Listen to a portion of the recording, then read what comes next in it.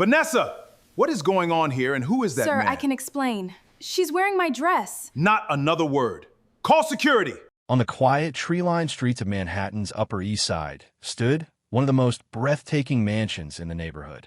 Its towering iron gates guarded perfectly trimmed gardens, sparkling fountains, and a driveway lined with imported marble that led to a magnificent white stone estate.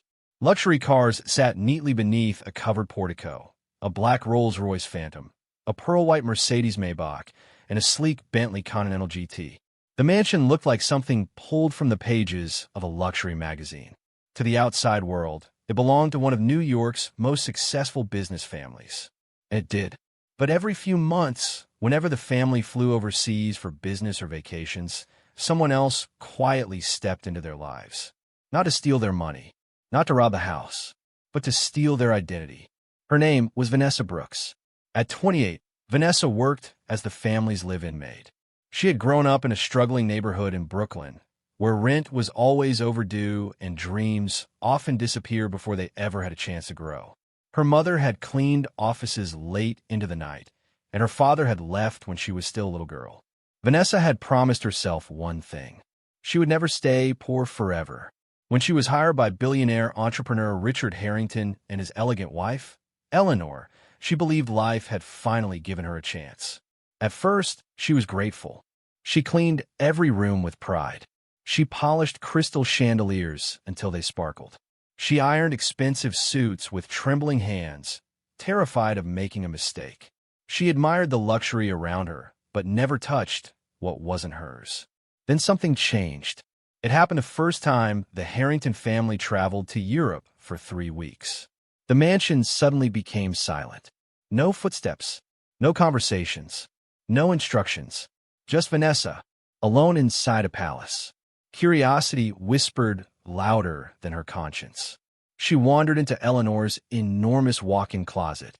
Rows of designer dresses stretched farther than she could see. Shelves overflowed with luxury handbags. Diamond necklaces rested inside velvet boxes. Custom-made shoes filled entire walls. She reached for a silk dress. Just to see how it feels, she whispered. She slipped it on. It fit perfectly. Then she tried one of Eleanor's expensive human hair wigs. She stood before the mirror. For a moment, the maid disappeared. Staring back at her was a woman who looked like she belonged among celebrities, CEOs, and old money elites. Her heart raced. She smiled. Then she laughed. That single moment became an addiction. The next day, she drove the Rolls-Royce around the city. She told herself it was only for an hour. An hour became an afternoon. Soon she was parking outside luxury restaurants, high-end boutiques, and exclusive rooftop lounges. People smiled at her differently. Valets rushed to open her door. Sales associates greeted her with respect. Strangers assumed she was wealthy before she even spoke.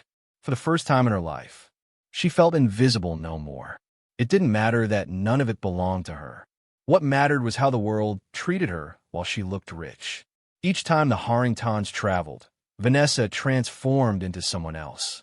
She booked expensive dinners using reservation-only restaurants, careful never to spend her employer's money. Instead, she used her own savings to maintain the illusion, ordering modest meals while soaking in the attention that came with arriving in a luxury car. She posted carefully cropped photos online. A glimpse of the mansion's grand staircase. A selfie beside the Bentley. Coffee on the marble terrace. A caption that read, "Home is where peace lives." Thousands admired her glamorous lifestyle. Some envied her. Others desperately wanted to know her. Then the messages from men began flooding in. Successful professionals, business owners, investment bankers, even a young surgeon asked if he could take her to dinner. Vanessa didn't just decline. She humiliated them.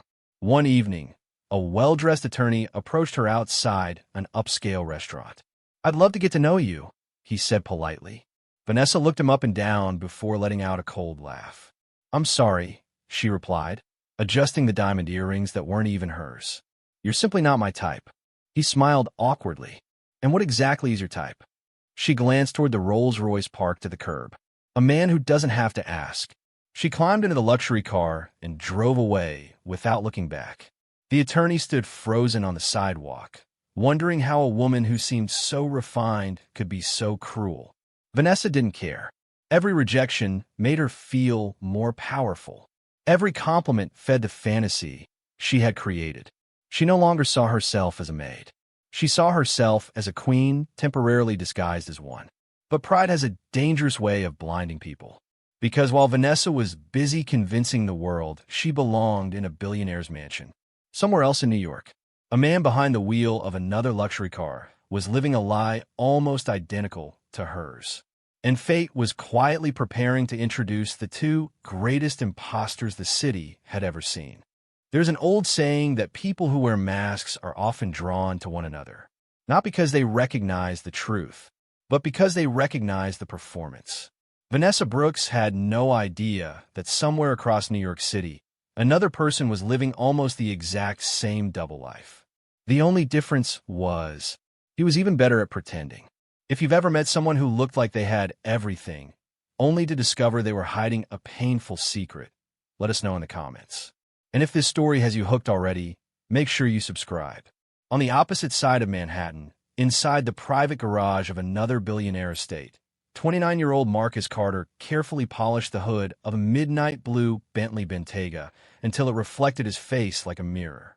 Luxury cars worth millions of dollars stood in perfect rows beneath spotless lighting. A Ferrari, a Lamborghini, a Rolls-Royce Cullinan, a Porsche 911 Turbo. To anyone walking in, Marcus looked exactly like the successful owner inspecting his collection. But the truth couldn't have been more different. He was only the chauffeur. For nearly 5 years, Marcus had worked for billionaire real estate developer Charles Whitmore and his wife, Victoria. Unlike many employers, the Whitmores treated their staff with kindness and respect. Marcus had his own room above the garage, a decent salary, health insurance, bonuses every Christmas. Yet none of that was enough to quiet the voice inside him, the voice that whispered, "You deserve this life."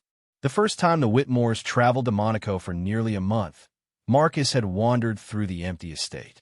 He sat in Mr. Whitmore's leather office chair for just a few seconds. Those few seconds changed everything. He imagined what it would feel like to actually own all of it, to wake up without worrying about bills, to wear custom-made suits every day, to never hear the word driver again. Just once. He wanted people to look at him with admiration instead of pity. So he borrowed one of Mr. Whitmore's tailored suits. It fit almost perfectly. He slipped on an expensive watch that had been left inside the dressing room. Then he climbed into the Bentley and drove through Manhattan. The reaction was immediate. Parking attendants greeted him with respect. Hotel doormen rushed to open his door. Restaurant managers offered him the best tables without reservations. No one asked what he did for a living. They only looked at the car, the suit, the confidence, and they made their own assumptions. Marcus quickly realized something that both excited and disturbed him. People weren't falling in love with him. They were falling in love with the illusion. Still, he couldn't stop. Whenever the Whitmores traveled, Marcus became someone else. He posted photographs beside luxury cars. He attended exclusive charity galas where no one questioned whether he belonged. He perfected the smile of a wealthy man. He wasn't stealing. He wasn't breaking into banks. But he was stealing something far more dangerous. An identity. Months passed, then years. Eventually, pretending became easier than telling the truth. Ironically, Marcus had also rejected women who seemed beneath his status. One evening, his longtime friend and fellow chauffeur, Daniel, shook his head after watching Marcus ignore another kind-hearted woman at a hotel lounge. "You know," Daniel said, sipping his coffee, "one day you're going to meet someone who's lying just like you." Marcus laughed. "I doubt it." "No, seriously," Daniel continued. "You're chasing a fantasy. You don't want love. You want someone whose lifestyle makes you feel important." Marcus shrugged. "Maybe." Daniel leaned closer. "And what happens if she turns out to be pretending too?" Marcus chuckled. "The chances of that happening are probably 1 in a million." Neither man realized that fate had already begun arranging exactly that. 3 weeks later, Vanessa was enjoying another afternoon of borrowed luxury. The Harrington family had just departed for Switzerland on what was supposed to be a 6-week business trip. As soon as their SUV disappeared through the front gates, Vanessa wasted no time. She changed into one of Eleanor Harrington's elegant cream-colored designer dresses. She carefully styled one of Eleanor's premium human hair wigs. She slipped on a pair of sparkling diamond earrings and climbed into the black Rolls-Royce Phantom. By sunset, she was pulling into one of Manhattan's most exclusive rooftop restaurants overlooking the city skyline. At almost the exact same moment, Marcus arrived in the Bentley. He stepped out, wearing one of Mr. Whitmore's custom-tailored navy suits. Their eyes met across the valet entrance. For a brief moment, everything around them seemed to disappear. Vanessa noticed his confidence, the luxury vehicle, the perfectly fitted suit, the expensive watch. Marcus noticed her elegance, the Rolls-Royce, the flawless designer outfit, the effortless way she carried herself. Each silently reached the exact same conclusion. Finally, someone from my world. Marcus smiled first. I don't think we've met. I don't believe we have. I'm Marcus. Vanessa. Two complete strangers unknowingly shook hands with the only person in New York living the exact same dangerous lie. They spoke about luxury travel they had never experienced, business investments neither of them owned, vacation homes that actually belonged to other people, private chefs, exclusive memberships, designer brands. Every sentence sounded believable because both had spent years studying how wealthy people talked. Neither stumbled, neither questioned the other. Instead, they became more impressed with every passing minute. By the end of dinner, Marcus was convinced he had finally found the sophisticated millionaire he had always dreamed of marrying. Vanessa couldn't believe her luck. Every wealthy man she had ever imagined was standing right in front of her. Neither of them noticed the irony. Neither realized they had spent 3 hours lying to the only person who would have completely understood the truth. As they walked toward their luxury cars, Marcus gently asked, "Would you let me take you to dinner again this weekend?" Vanessa smiled without hesitation. "I'd love that." As the two borrowed luxury cars disappeared into the Manhattan night, destiny quietly smiled, because their love story had officially begun. Not on honesty, not on trust, but on two beautifully crafted lies that were destined to explode. Sometimes, the most dangerous prison isn't made of steel. It's made of comfort. The longer you live a lie, the harder it becomes to walk away from it.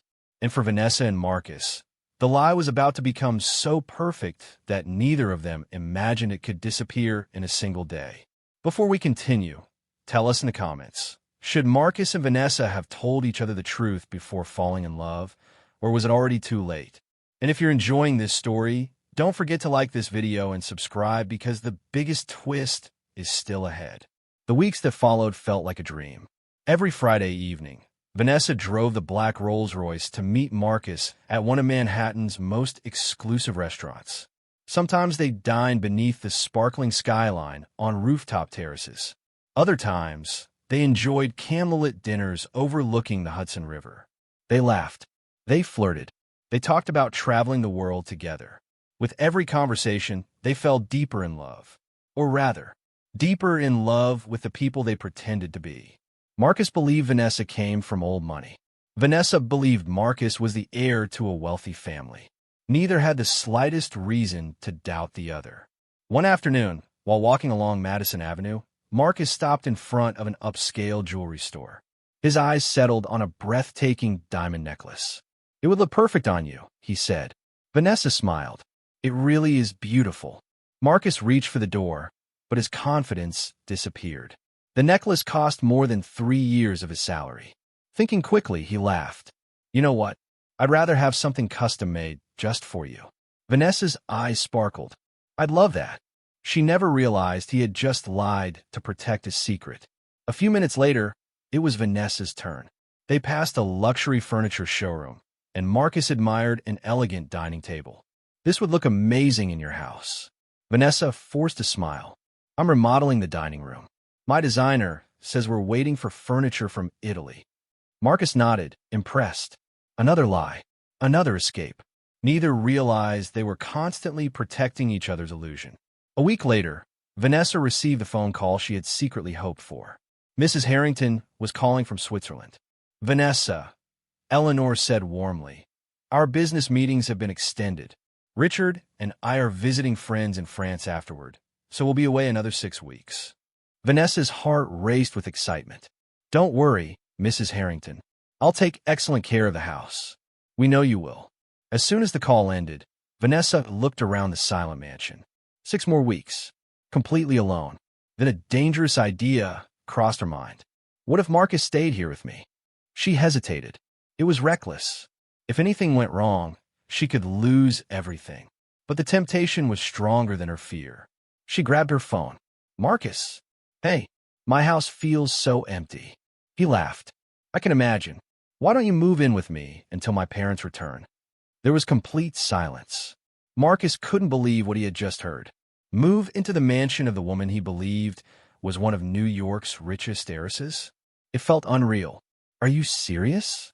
I wouldn't ask if I wasn't. I'll be there tomorrow. The next afternoon, Marcus arrived with 2 expensive-looking leather suitcases that actually belonged to his employer. Vanessa welcomed him with a warm hug. Welcome home. Those 2 words meant everything to him. She proudly showed him around the mansion. The marble staircase, the indoor movie theater, the heated swimming pool, the private gym, the rooftop terrace overlooking Manhattan. Marcus stood in complete amazement. I knew your family was wealthy, he said quietly, but this is unbelievable. Vanessa smiled, hiding the guilt growing inside her. That evening, they stood together on the balcony, watching the city lights sparkle beneath them. Marcus wrapped an arm around her. I've never been happier. Vanessa rested her head on his shoulder. Neither have I. For the first time in years, neither wanted to return to reality. Days turned into weeks. They settled into a life that felt like a real marriage. Every morning, they shared breakfast in the sunlit kitchen. They spent afternoons by the pool, watched movies in the private theater, and danced together in the grand living room after dinner. Neighbors smiled and waved whenever they saw them. Delivery drivers greeted Marcus as Mr. Harrington. Vanessa never corrected anyone. The fantasy had become their reality. Then everything changed. One quiet Sunday morning, Vanessa stared at 2 pink lines on a pregnancy test. Her hands trembled. She checked it again, then again. There was no mistake. She was pregnant. Tears filled her eyes as she hurried downstairs. Marcus looked up in confusion. Vanessa, what's wrong? Unable to speak, she placed the test in his hands. He stared at it for several seconds. Then a huge smile spread across his face. We're having a baby? Vanessa nodded through her tears. Marcus pulled her into his arms and spun her around the living room. For a few precious moments, nothing else mattered. They laughed. They cried. They dreamed about raising their child in the beautiful mansion they believed was now part of their future. But fate had already begun writing a different ending. Across the street, an elderly neighbor watched them from behind her window. She had lived on that block for over 30 years. She knew every family who owned every house. And something about the young couple living in the Harrington mansion had never seemed right. That afternoon, she picked up her phone and made one call that would destroy their borrowed dream forever. The phone call lasted less than 3 minutes. But before it ended, it had already changed 4 lives forever. Thousands of miles away, Richard and Eleanor Harrington were enjoying what was supposed to be the final week of their extended vacation in the south of France. After months of non-stop business meetings across Europe, they had finally found time to relax. They were having breakfast on the terrace of a quiet countryside estate when Richard's phone rang. The caller ID displayed the name of their longtime neighbor, Margaret Wilson. Richard answered with a smile. Margaret, it's been a while. It certainly has, Richard. I wasn't sure whether I should call, but I think there's something you need to know. What is it? Margaret took a deep breath. I've noticed a young couple living in your house. Richard frowned. Our house? Yes. He laughed softly. That must be Vanessa. We asked her to stay there while we're away. I know Vanessa, Margaret replied. But this is different. She's driving your Rolls-Royce every day. There's a young man living with her. They entertain guests, swim in your pool, and act as though they own the place. What did you say? I'm sorry, Richard. I thought perhaps you knew. Eleanor immediately noticed the color draining from her husband's face. What happened? He looked at her in disbelief. I think someone has taken over our home. Within 2 hours, the Harringtons had canceled the remainder of their trip. They didn't call Vanessa. They didn't send a message. They wanted to see the truth with their own eyes. During the 8-hour flight back to New York, neither of them said much. Richard stared out the airplane window. He wasn't angry. Not yet. He was hurt. Vanessa had worked for them for almost 4 years. They had trusted her completely. She had keys to every room, access to every security code. They had treated her like family. Eleanor shook her head. I never imagined she'd betray us. Richard sighed heavily. Let's wait until we know everything. Meanwhile, back in Manhattan, Vanessa and Marcus were living the happiest days of their lives. Marcus had begun talking about the baby's future. I want our child to grow up surrounded by love, he said one evening as they relaxed beside the pool. Vanessa smiled. I want that too. Marcus gently placed his hand on her stomach. I've even been thinking about names. So soon. I can't help it. She looked at him with affection. For the first time since they had met, she considered telling him the truth. Several times the words reached her lips. Marcus, this isn't really my house. But fear always stopped her. What if he left? What if everything they had built disappeared? She convinced herself there would be time later. There was always another excuse. Marcus was fighting the same battle. Every time Vanessa spoke about their future together, guilt tightened around his heart. He wanted to tell her he wasn't a millionaire. He wanted to admit he was only a chauffeur. But then he looked around the magnificent mansion. He saw the woman he loved carrying his child, and he lost his courage. 3 days later, a black SUV quietly pulled up outside the Harrington estate just after sunrise. Another vehicle stopped behind it. Richard stepped out first. Eleanor followed. Neither said a word. Margaret watched discreetly from across the street, silently hoping she hadn't made a mistake. Richard unlocked the front gate. As they walked toward the front door, they noticed 2 unfamiliar suitcases sitting near the entrance. Richard's jaw tightened. The door opened. Inside, soft music drifted through the mansion. Richard and Eleanor slowly walked into the grand foyer.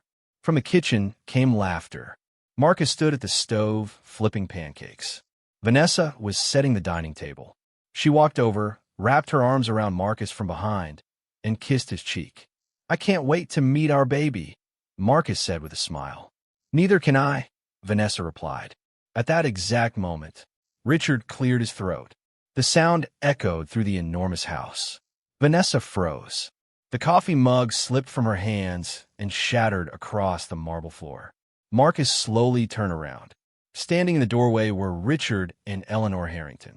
For several endless seconds, no one spoke. Vanessa felt the blood drain from her face. Her knees nearly gave way.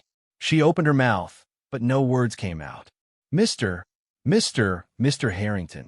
Richard looked around the kitchen, then back at Vanessa. So, his voice was calm. This is what you've been doing while we were away. Tears instantly filled Vanessa's eyes. I can explain. Can you? Richard glanced at Marcus. And who exactly is this? Marcus swallowed hard. Before he could answer, Eleanor interrupted. Is this your husband? Vanessa shook her head desperately. No, he's my boyfriend. The boyfriend you moved into our home? Eleanor asked, her voice trembling with disbelief. Neither Richard nor Eleanor had ever looked so disappointed. Not furious, disappointed, and somehow that hurt even more. Richard walked slowly through the living room. Family photographs still decorated every shelf. Their wedding portrait hung above the fireplace. Yet somehow, strangers had turned their home into someone else's dream. He stopped beside the staircase and looked back at Vanessa. We trusted you. Those 3 words pierced her heart more deeply than any scream ever could. I never meant to hurt you, she whispered through tears. But you did. Richard's voice remained steady.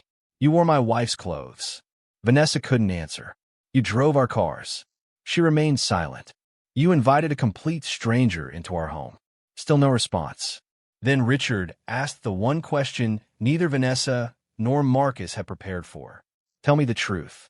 He looked directly at Marcus. Who are you? Marcus lowered his eyes. The expensive suit suddenly felt unbearably heavy. His voice barely rose above a whisper. I'm not rich. Richard frowned. What? I'm just a chauffeur. Silence swallowed the room. Vanessa's head snapped toward Marcus. What did you say? Marcus couldn't look at her. I work as a driver. Vanessa stumbled backward, as though someone had struck her. Her mind raced.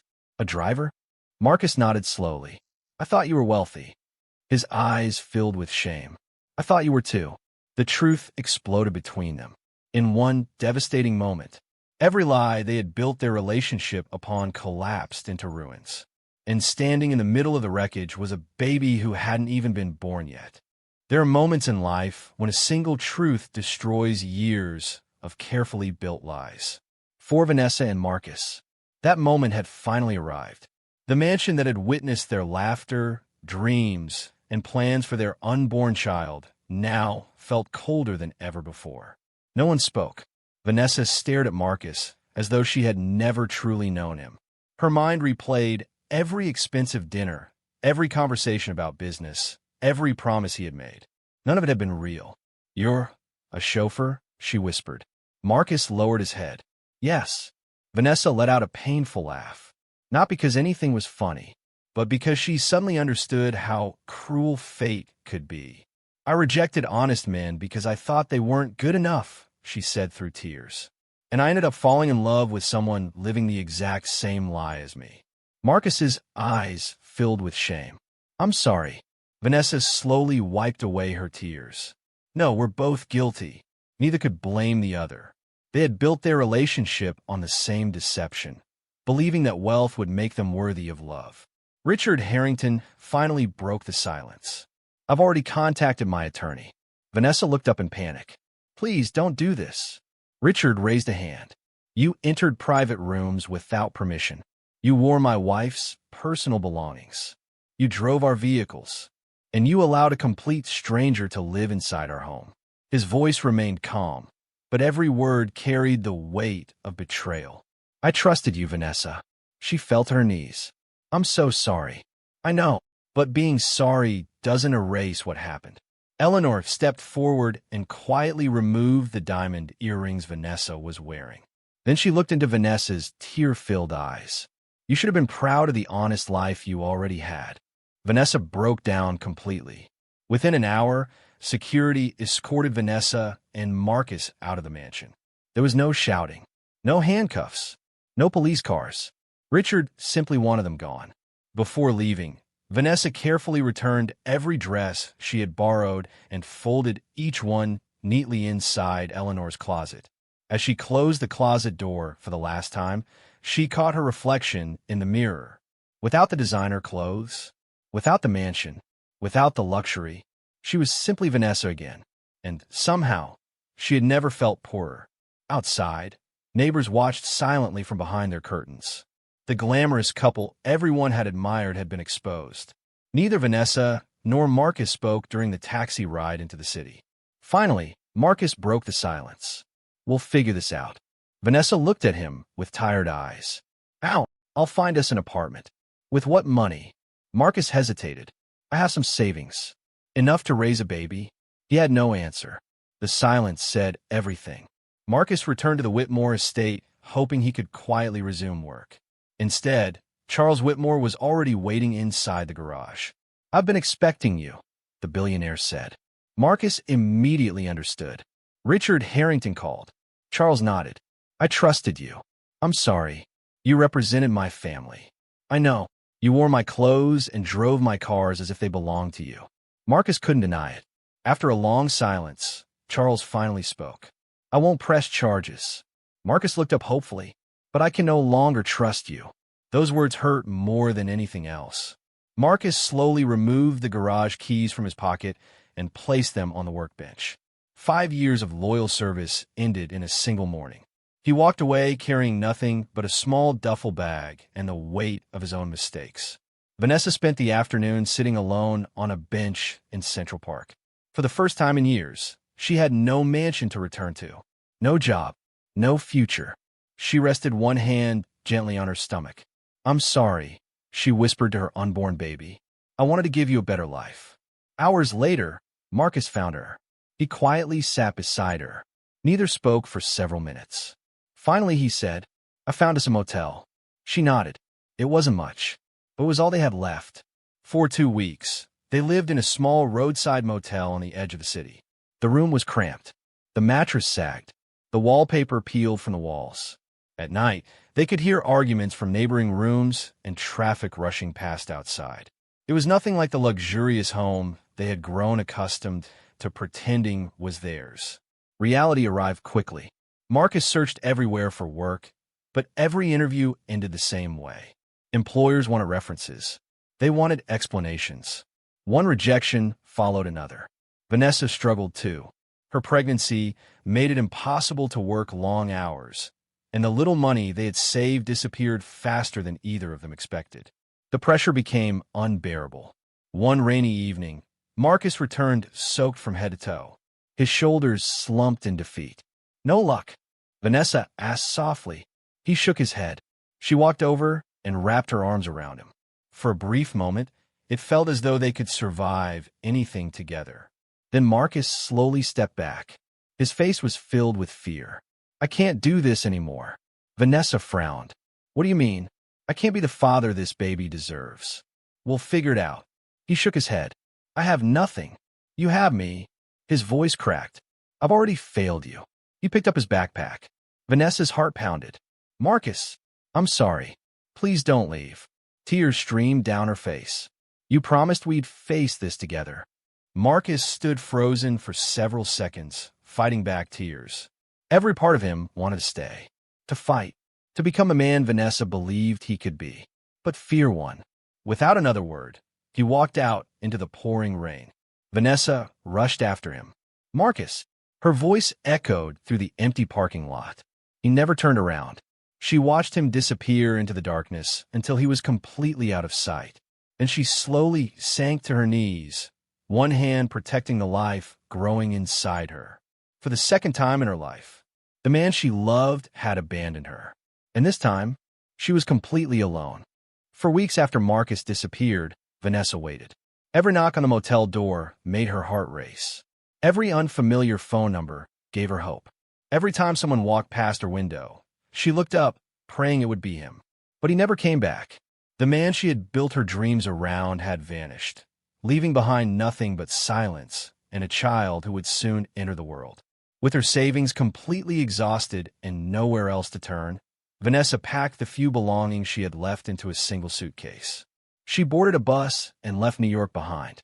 Her destination was a quiet little town in upstate New York, where her elderly Aunt Grace owned a modest farmhouse surrounded by rolling fields and apple orchards. The house was small. The furniture was old. The paint on the porch had begun to fade. But the moment Aunt Grace opened the front door and saw Vanessa standing there with tears in her eyes, she didn't ask questions. She simply wrapped her in a warm embrace. "You've come home," she whispered. For the first time in months, Vanessa felt safe. Life in the countryside was nothing like Manhattan. There were no luxury cars, no designer boutiques, no marble staircases. Instead, mornings began with birds singing outside the windows. Neighbors greeted one another by name. Children played freely in the streets. No one cared what brand of clothes you wore or what kind of car you drove. For a while, Vanessa struggled to adjust. She missed the excitement of the city. Then one afternoon, while helping Aunt Grace tend a small vegetable garden, she realized something. For the first time in years, she wasn't pretending to be anyone. She was simply herself. And strangely, it felt peaceful. A few months later, Vanessa gave birth to a healthy baby boy. As she held him in her arms for the first time, tears streamed down her face. "I'm going to give you an honest life," she whispered. "It may not be a rich one, but it will be real." She named him Noah. Every decision she made after that revolved around him. She found work at a local bakery, where the owner admired her determination and gave her flexible hours. The pay wasn't much, but every dollar she earned belonged to her. Every meal she bought came from her own hard work. Every night, she returned home tired but proud. Slowly, the woman who had once measured her worth by borrowed luxury began measuring it by honest effort. One crisp autumn morning, the bakery received a large catering order for a charity fundraiser. While delivering fresh pastries to the town's community center, Vanessa accidentally bumped into a man carrying several boxes. The collision sent papers flying across the floor. "Oh my goodness," Vanessa gasped. "I'm so sorry." The man laughed as he knelt to help gather the papers. "No harm done." His smile was warm. His voice was calm. There was no arrogance in him. "My name is Daniel. I'm Vanessa." Over the next few weeks, they crossed paths several more times. Sometimes at the bakery, sometimes at the local farmer's market, sometimes while walking through town with little Noah in his stroller. Daniel always stopped to say hello. He made Noah laugh. He carried heavy grocery bags without being asked. And unlike every man Vanessa had once chased, he never tried to impress her with expensive watches, luxury cars, or grand speeches. He simply showed up, again and again, with kindness. Months passed, and their friendship slowly blossomed into something deeper. One evening, Daniel invited Vanessa and Noah to a community picnic by the lake. As the sun dipped below the horizon, he looked at her with gentle eyes. "I've been wanting to ask you something." Vanessa smiled nervously. "What is it?" "I'd like to take you on a real date." Her smile faded. She looked down at Noah, sleeping peacefully in his stroller. "You don't know my story." "Then tell me." Vanessa took a long, trembling breath. She told him everything. The mansion, the lies, the fake luxury, the humiliation, the pregnancy, Marcus leaving. She expected Daniel to stand up and walk away. Instead, he remained silent until she finished. Then he reached across the table and gently took her hand. "Vanessa." She couldn't bring herself to look at him. "I've made terrible mistakes," she whispered. "I know. I lied to everyone. I know. I don't deserve another chance." Daniel smiled softly. "Maybe not." She looked up surprised.